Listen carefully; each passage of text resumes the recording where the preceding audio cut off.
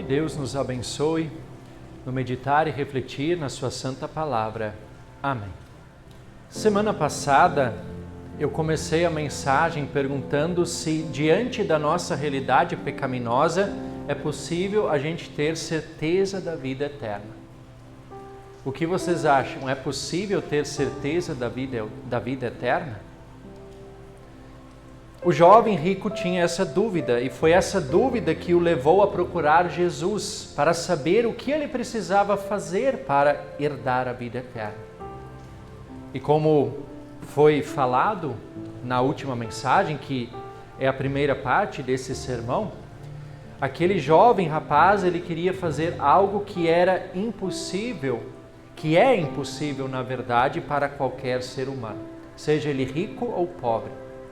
Nenhum ser humano é capaz de fazer qualquer coisa para garantir a própria vida eterna. Também na semana passada foi falado que o jovem rico se preocupava em cumprir os mandamentos, especialmente os mandamentos da segunda tábua, que dizem respeito ao amor pelo próximo. Mas o problema dele, na verdade, estava na primeira tábua dos mandamentos. Ele ainda não havia entendido o real significado de amar a Deus acima de todas as coisas. Ele confiava em si mesmo. Ele achava que poderia fazer alguma coisa que pudesse lhe garantir a vida eterna. Ele confiava também em suas riquezas. E isso era uma ideia, uma falsa teologia que circulava entre os judeus, de que uma pessoa rica poderia usar as suas riquezas para alcançar méritos diante de Deus. E ele fazia isso. Mas a dúvida ainda o inquietava. Será que eu já fiz o suficiente para garantir a vida eterna? E esse é o problema. A dúvida sempre será a companhia desagradável de todos aqueles que procuram seguir o mesmo caminho do jovem rico. Quando finalmente Jesus deu a ele a oportunidade de usar as suas riquezas para uma causa nobre, quando Jesus pediu que vendesse tudo o que tinha e desse o dinheiro aos pobres, ele se retirou triste, porque era dono de muitas propriedades. Seu verdadeiro Deus foi revelado. Ele não estava disposto a renunciar às suas riquezas, o seu ídolo, para seguir a Jesus. E logo em seguida, Jesus alerta para o perigo das riquezas. E ele diz que é difícil uma pessoa rica entrar no reino de Deus. E então ele faz a famosa declaração: é mais fácil um camelo passar pelo fundo de uma agulha do que um rico entrar no reino de Deus. E diante dessa afirmação de Jesus, os discípulos ficam admirados, até mesmo espantados. Sendo assim, quem pode ser salvo? Perguntam os discípulos.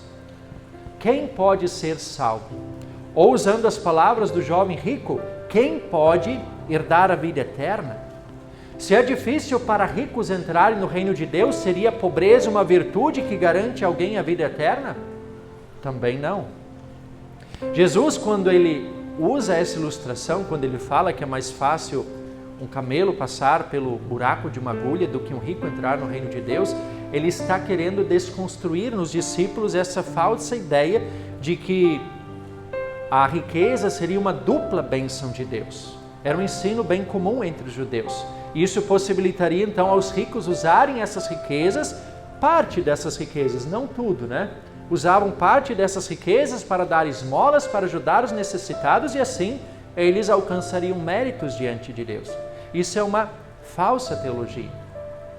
E também foi falado semana passada que essa falsa teologia, ela compromete tanto o amor a Deus como o amor ao próximo. Pois é o ser humano querendo fazer o que somente Deus é capaz de fazer, e para isso ele quer usar os necessitados de maneira interesseira, não por amor altruísta, mas usa os necessitados como instrumentos para alcançar méritos diante de Deus. O fato é que ninguém pode fazer qualquer obra para ser salvo. Ninguém consegue alcançar a vida eterna por méritos pessoais, seja pessoa rica ou pobre. A primeira coisa que a gente precisa esclarecer em relação a esse texto de hoje é que Jesus ele não está abominando as riquezas. Jesus não está abominando as riquezas. Uma pessoa rica não será condenada ao inferno pelo simples fato de ser rica. Também uma pessoa pobre não será salva pelo simples fato de ser pobre. Na Bíblia há muitos exemplos de pessoas ricas e pessoas pobres que eram fiéis e tementes a Deus. E ainda hoje existem tanto ricos quanto pobres que são tementes e fiéis a Deus. A vida eterna não depende nem da riqueza, nem da pobreza de alguém. Nesse texto que Jesus está alertando é sobre o perigo das riquezas, quando elas passam a ocupar o lugar de Deus em nossa vida. Porque quando isso acontece, então sim, a riqueza se torna uma maldição, se torna uma pedra de tropeço que pode condenar a pessoa eternamente. O livro de Eclesiastes também alerta sobre o perigo das riquezas. Lá inclusive diz, que ninguém vai levar nada. Assim como viemos a este mundo, assim também deixaremos este mundo. Saímos nus do ventre de nossa mãe e nus voltaremos. Conta-se que Alexandre o Grande, alguém já ouviu falar? Alexandre o Grande. Alexandre o Grande foi um dos maiores estrategistas militares que o mundo já conheceu. Ele edificou um dos maiores impérios que o mundo já viu, o antigo Império Macedônio. E conta-se que ele fez 3 pedidos para o seu funeral. Ainda em vida, ele fez 3 pedidos. O primeiro pedido, que os melhores médicos do império carregassem o seu caixão até o local do sepultamento. Segundo pedido, que ao longo do caminho fossem espalhados todos os tesouros que ele havia conquistado em vida. E terceiro, que as suas mãos fossem colocadas do lado de fora do caixão, para que todas as pessoas pudessem ver que ele estava partindo de mãos vazias. E esses 3 pedidos mostram justamente a fragilidade da vida, a inevitabilidade da morte, ela é inevitável, e a inutilidade de uma busca incessante por riquezas, por poder e riquezas materiais. No fim das contas, todos nós um dia morreremos e não levaremos absolutamente nada. Voltaremos de mãos vazias. Além das riquezas materiais, elas não garantirem a vida eterna de ninguém, elas também podem trazer problemas que poderiam ser evitados. É claro que bens materiais, recursos financeiros, eles são importantes. A gente sabe o quanto é difícil a escassez de recursos financeiros. A vida se torna bem difícil. Mas quando as pessoas se deixam levar pela ambição, pela ganância, quando ficam obcecadas por quererem acumular cada vez mais riquezas materiais, isso pode trazer uma série de preocupações que poderiam ser evitadas. E o livro de Eclesiastes fala sobre isso também. Ele diz: quem ama o dinheiro jamais se fartará do dinheiro, e quem ama a abundância nunca ficará satisfeito com o que ganha. Doce é o sono do trabalhador, quer coma pouco, quer muito, mas a fartura do rico não o deixa dormir. E se essas riquezas se perderem em um mau negócio, o filho que esse homem gerou ficará de mãos vazias? Em todos os seus dias, comeu o seu pão nas trevas, com muito enfado, com enfermidades e indignação. São palavras fortes, mas são a mais pura verdade. Se por um lado os bens materiais têm a sua importância para a nossa vida nesse mundo, por outro lado, elas podem tirar a paz e o sossego daqueles que são obcecados pelas riquezas. Por isso é sempre importante que nós sejamos equilibrados, moderados, e que Deus ocupe o primeiro lugar em nossa vida. Aí sim nós seremos capacitados a reconhecer que essas bênçãos são dádiva de Deus e fazer o uso correto delas. Mas o que realmente nos interessa é o que diz respeito à nossa salvação eterna. Retomando a pergunta dos discípulos, quem afinal pode ser salvo? Diante dessa pergunta, Jesus respondeu: para os seres humanos é impossível, contudo não para Deus, porque para Deus isso não é impossível. Para Deus nada é impossível. Para Deus é possível aquilo que para nós é impossível. Será que um camelo pode passar pelo buraco de uma agulha? Humanamente falando, será que é possível um camelo passar pelo buraco de uma agulha? É impossível. E é justamente por isso que Jesus usa essa ilustração. Da mesma forma como é impossível um camelo passar pelo buraco de uma agulha, assim também é impossível qualquer ser humano salvar a si mesmo. Fazer qualquer obra que lhe garanta por méritos próprios a vida eterna. Nenhum ser humano tem capacidade para isso. E Deus sabe disso. Deus soube disso desde o início. Desde que Adão e Eva desobedeceram a sua ordem lá no Jardim do Éden. Quando eles, em vez de reconhecerem o seu pecado, eles preferiram se justificar, colocar a culpa no próprio Deus. Deus soube disso desde o início. E Ele não ficou inerte a essa situação, mas Ele agiu. Lá no início Ele prometeu um Salvador que no tempo determinado, no tempo certo, veio a esse mundo. E Jesus Cristo é esse Salvador. Ele fez o impossível em nosso lugar. Um camelo pode continuar não passando pelo buraco de uma agulha, mas a nossa salvação eterna se tornou não apenas uma possibilidade, mas uma realidade real e concreta. Jesus é o nosso sumo sacerdote que adentrou os céus e que se compadece das nossas fraquezas e das nossas incapacidades. Ele foi tentado à nossa semelhança, mas sem pecado. Por isso podemos nos aproximar diante do trono de sua graça, com confiança, porque nele encontraremos misericórdia, acolhimento, amor, perdão em qualquer momento. E não importa o que tenhamos feito, não importa a gravidade do nosso pecado, quando em humildade e arrependimento nos voltarmos a Jesus Cristo, receberemos o perdão de Deus. Perdão que nos purifica de todos os nossos pecados e que nos garante incondicionalmente a vida eterna. Então, se você ainda tem dúvida da vida eterna, não tenha mais, porque não há motivo para isso. A dúvida em si, ela não é pecado, ela também não vai condenar ninguém. A dúvida muitas vezes é até sinal de que a pessoa está triste e inconformada com os seus pecados, que está preocupada com a sua salvação. E isso é até saudável porque mostra que a pessoa tem fé e que ela teme a Deus.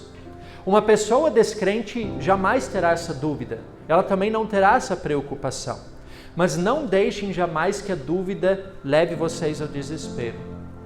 Porque a palavra de Deus, ela sim nos garante a vida eterna. Podemos sim ter a certeza da vida eterna, justamente pelo fato da vida eterna não depender da gente. Se dependesse da gente, então sim, sempre teríamos dúvida, jamais poderíamos ter a certeza. Mas ela não depende da gente, ela depende do que Jesus Cristo fez em nosso lugar. Ele fez o que nós somos incapazes de fazer. Ele fez o impossível em nosso lugar.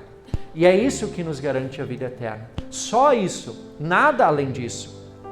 A garantia da vida eterna reside tão somente na fé em Jesus Cristo. Se você reconhece os seus pecados, se você crê em Jesus Cristo como o seu único e suficiente Salvador, a sua vida eterna está garantida. Não há mais nada que você precise fazer. Tudo bem, pastor, agora então eu tenho certeza da vida eterna. Mas o que devo fazer diante dessa maravilhosa notícia? Posso então viver como eu bem entender aqui neste mundo? Posso negligenciar a minha vida, a vida do meu próximo? Posso desperdiçar meu tempo, meus dons, os meus bens? Já que a vida eterna está garantida, posso me entregar aos desejos pecaminosos? Não. Não é dessa maneira que nós devemos viver a partir dessa maravilhosa notícia. A partir da realidade da salvação, nós viveremos uma vida dedicada a Deus. Não para alcançar qualquer mérito, porque Jesus já alcançou todo o mérito para nós, mas em resposta à salvação que Ele nos conquistou. Nós não iremos nos conformar com o pecado, mas lutaremos contra o pecado. Vamos evitar aquelas coisas que podem nos afastar de Deus, aquelas coisas que trarão prejuízos para a nossa vida aqui nesse mundo, para a nossa vida espiritual. Nós não iremos negligenciar a nossa vida, muito menos a vida do nosso próximo. Nós iremos cuidar de nós mesmos, iremos acima de tudo amar e servir ao nosso próximo.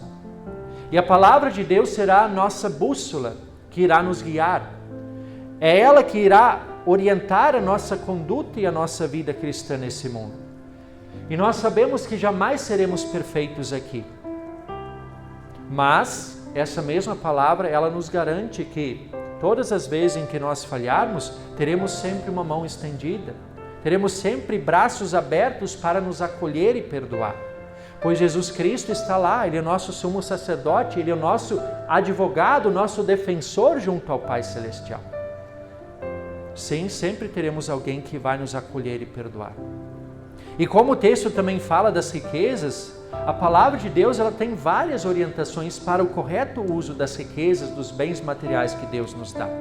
E quando nós entendemos e reconhecemos que todos os bens que temos nesse mundo são fruto da bênção de Deus sobre o nosso trabalho, então nós também seremos motivados a fazer um uso correto dessas bênçãos materiais. E aí vamos voltar novamente para o que diz o texto de Eclesiastes, a parte final do texto que foi lido hoje, onde o sábio Salomão, que escreveu esse livro, diz: boa e bela coisa é comer e beber e desfrutar o que conseguiu de todo o seu trabalho, com o que se afadigou debaixo do sol, durante os poucos dias de vida que Deus lhe deu. Porque esta é a sua porção. Quanto àquele a quem Deus conferiu riquezas e bens e lhe deu poder para deles comer, receber a sua porção e desfrutar do seu trabalho, isto é dom de Deus. Porque não ficará pensando muito nos dias da sua vida, pois Deus lhe enche o coração de alegria. Vejam que bela orientação. Aqui nós temos a orientação para o uso correto das riquezas, dos bens materiais que Deus nos concede. O texto nos diz que devemos usufruir dessas bênçãos. Devemos comer, beber, dar dignidade e conforto à nossa família, nos alegrar ao longo da nossa breve vida aqui neste mundo. Não devemos nos deixar levar pela ganância de querer apenas acumular cada vez mais. Porque isso, o próprio autor do livro de Eclesiastes, Salomão, escreveu esse livro. E Salomão foi uma das pessoas mais ricas que já existiu. E ao final da vida ele conclui, é tudo correr atrás do vento, é se afadigar debaixo do sol, é pura vaidade, é trazer sobre si preocupações desnecessárias. Essa é a conclusão dele. Então, é isso que muitas vezes leva à ganância. Mas quando nós usufruímos dessas bênçãos, nós seremos felizes, alegres, contentes, teremos uma vida tranquila e abençoada. É óbvio que usufruir das riquezas, isso não significa esbanjar, não significa gastar como se não houvesse amanhã.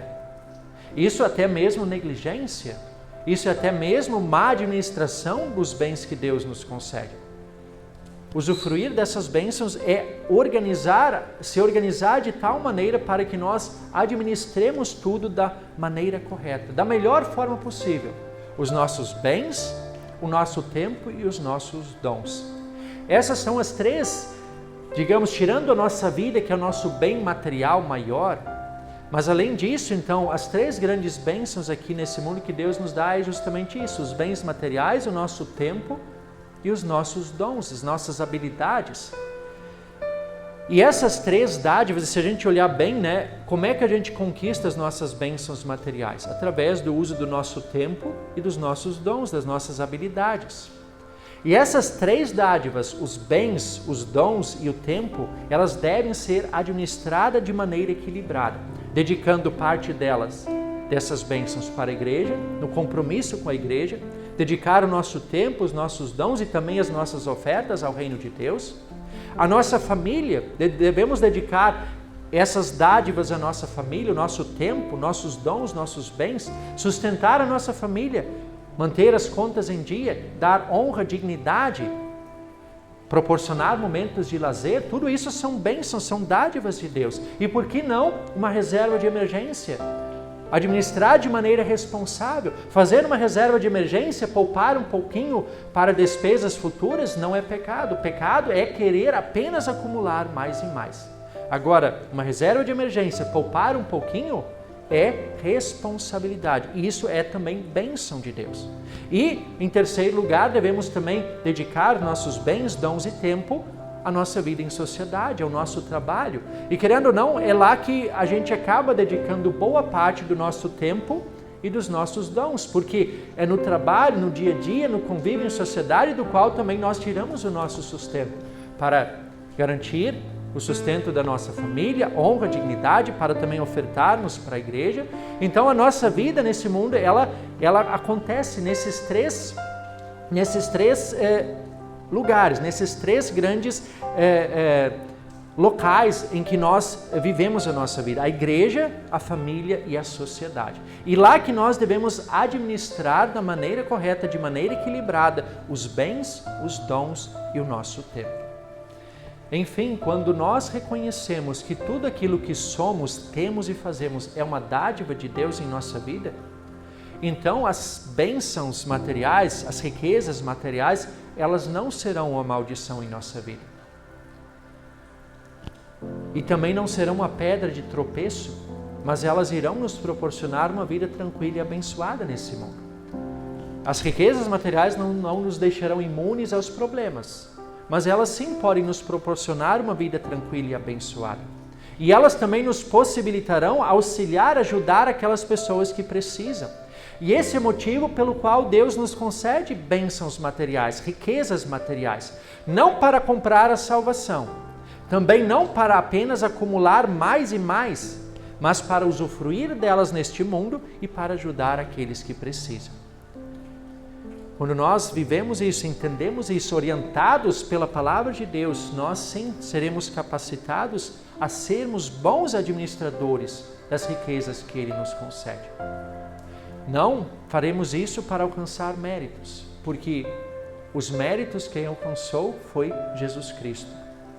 Nós faremos isso em resposta ao impossível que Jesus Cristo já fez por nós.